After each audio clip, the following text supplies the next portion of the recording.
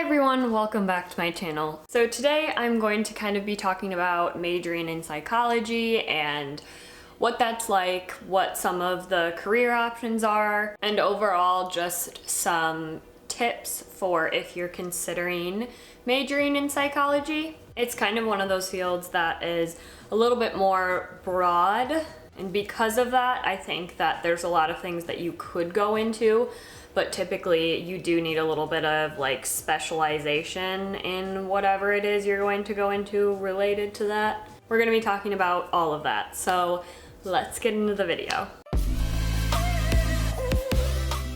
So for those of you who have not watched my past videos, I want to talk a little bit about my journey and my experience in this field. So I went to UW-Milwaukee and got my bachelor's in psychology with a minor in counseling. I'd known since high school that I wanted to do something either like sociology or psychology related, but to be honest, I didn't really know how much schooling and trainings were involved to get a career in those fields. But I really hadn't done anything related to anything else besides like working with people and stuff in the mental health field. So I did decide to go into a master's program for clinical psychology so that I will eventually become a licensed therapist. However, there's been many kind of hiccups in that process and many things that I wish people told me, advice I wish people gave me while I was kind of going along that journey. So that is why I'm filming this video. So hopefully if you're considering kind of going down the same path, you're able to get a little bit more insight on what it's like, and hopefully you can use some of these tips.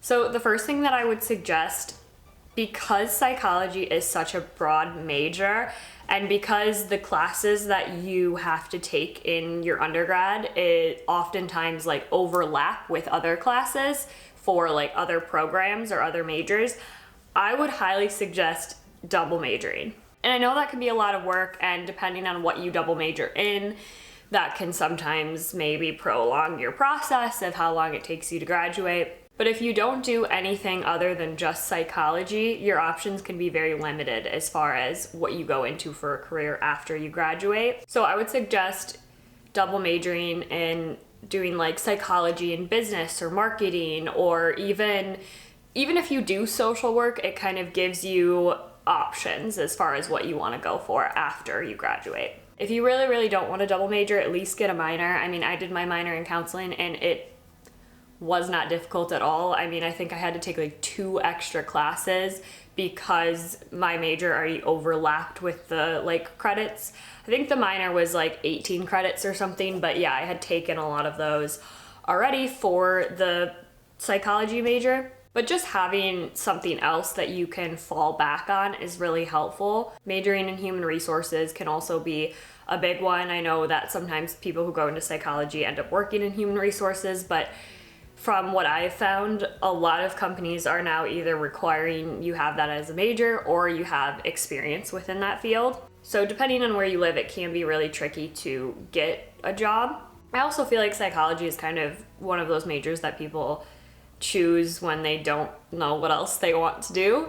And then you end up spending all this money and time getting this degree, and then you have no idea what you want to do with it, and sometimes can't even find something to do with it. So yeah, just either double major or at least get minor. The next thing is it's so important to either do some sort of internship or volunteering work in the field that you're interested in while you're in undergrad. I knew majoring in psychology that I wanted to go into counseling of some sort.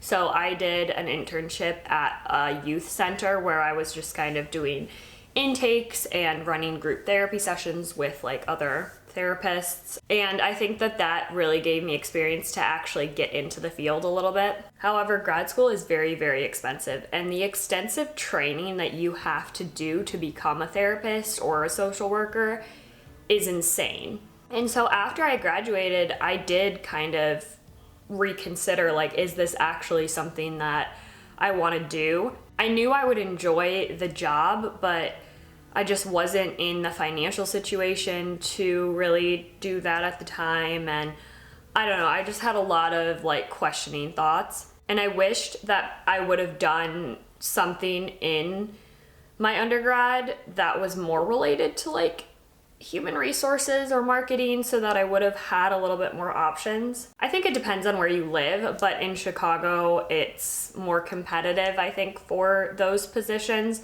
So a lot of them wanted like 3+ years of experience, and I had none. So I think taking advantage of any opportunity that presents itself, because you never know when you might use it in the future. Another tip would be if you're thinking of going to grad school for something like counseling or social work, I would highly recommend taking a gap year in between that time. The program is very, very stressful, and I know that I just kind of jumped into it right away because I wanted to finish my schooling. Like, I just wanted to be done with that and work and not like have to go back to school. But looking back, I wish that I would have taken a gap year to really decide, is this right for me? And also kind of going off of that, if you are choosing to go to grad school for social work or counseling or psychology, definitely choose wisely. Grad school is typically going to be like double the price of undergrad per year. I go to Pepperdine University, which is a private school, and it is ridiculously expensive. I mean, it's like quadruple what I would have paid at a normal grad school. I had my reasons for choosing it, but now looking back, I don't know if it was the best decision. And to be honest, if I would have taken a year to kind of sit with that and decide, I think that I would have been in a better place financially. And the thing is like, I never cared about making a ton of money. I knew that in this field that I wouldn't, but I could have done something else where I was helping people or doing some sort of humanitarian work where I didn't need to go further in school, and I wouldn't have had as many loans as I have now. Really, it doesn't matter a ton where you go to school for stuff like this. When you get out into the field and you're searching for internships and jobs, like, they care more about who you are as a person and what you've done experience-wise than they do about like where you went to school or even really like your grades. And as I said, even after you graduate, you still have a good like 2 or 3 years of training that you have to do before you can even become licensed, that again, you are paying for one way or another. So I think really just take time to sit with that decision and weigh all of your options. As far as the job outlook for like therapy and social work careers, I think that it's pretty good. I mean, I know a lot of companies are like desperately hiring because of the lack of mental health professionals. Another thing is, ever since COVID, virtual therapy became a big thing. COVID in general had a big effect on people's mental health, so I think that more people sought therapy because of that.